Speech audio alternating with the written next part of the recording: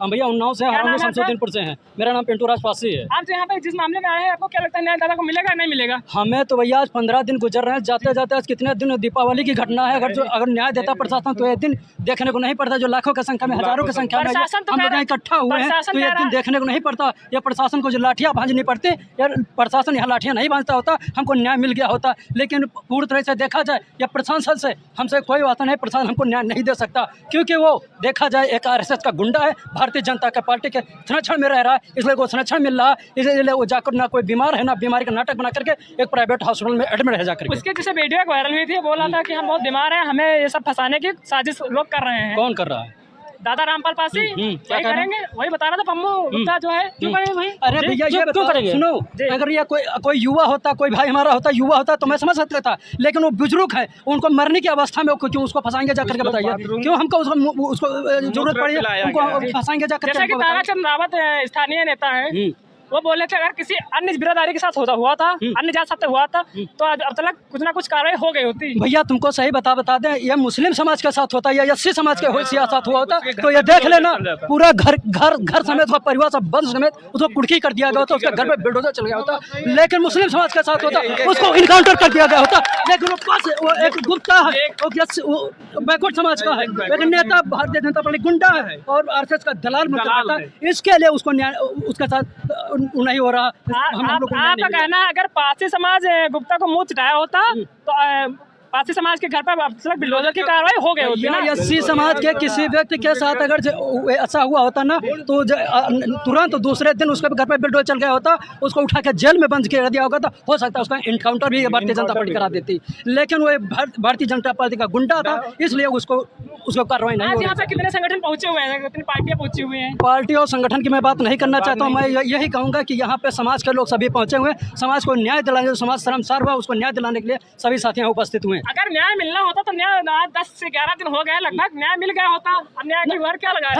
भैया अगर देखिए, ये हमारा लास्ट स्टेट तारीख थी, हमने प्रशासन से अभी अपनी ताकत भी आजमा लिया।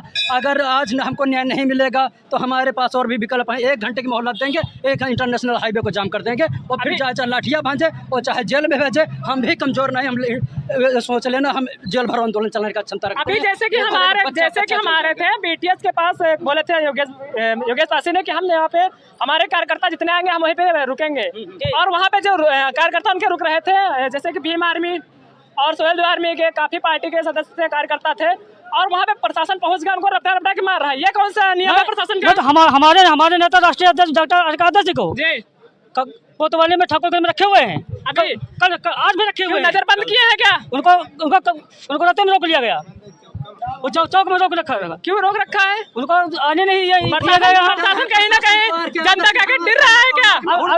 अगर हमारे डॉक्टर साहब राष्ट्रीय अध्यक्ष को अगर छोड़ेंगे नहीं तो हमको यहाँ से जनता लेके जाके स्थानीय कोतवाली में घेरूंगा। पूर्व सांसद और पूर्व मंत्री श्री कौशल किशोर दादा रामपाल जी को 25 साल की किस्त पास करवाइए। अगर ये चाह जाते तो क्या रहा है, पम्मू गुप्ता को जेल हो सकती थी कि नहीं हो सकती थी? यही कमी है भाई, जब पैसा को गुंडे है ना यही कर सकते हैं, केवल तुमका लालच देख देते हैं, लालच देख के मामला को रफे दफे करेंगे। ये कहीं ना कहीं समाज की ओर बटोरने का कार्य करेंगे। यहाँ रफे दफे हो और यहाँ से लेकर आपत्ति कर दी जाओ, 25,000 पम्मू कुत्ते को देंगे, 25,000 पम्मू कुत्ते को देंगे।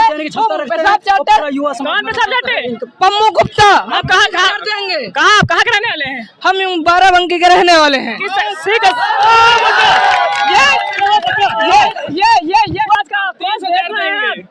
ये वही कौम है, उसके बाप को उसको पासी समाज की औकात दिखानी होगी जी। आप कहाँ से हैं? हम बाराबंकी भानों से हैं। किस संगठन से जुड़े हैं आप? मार्शल समाज योगेश भैया। नहीं, कहीं ना कहीं अत्याचार हो रहे हैं। लेकिन अभी जैसे हमें उन्नाव की घटना ले ले, किसी ब्राह्मण समाज ने एक ऋतिक यादव को उसको करंट लगा के मारा है और उसको पूरी रात नजर बंद करके रखा है। चप्पलों से मारा है। यह घटना है कि प्रशासन, ये उत्तर प्रदेश की सरकार में शासन को जो है नहीं संभल रही है, तो उत्तर प्रदेश के योगीनाथ को भाई इस्तीफा दे देना चाहिए। जो सरकार से जगह जनता समझ नहीं रही है, समझ नहीं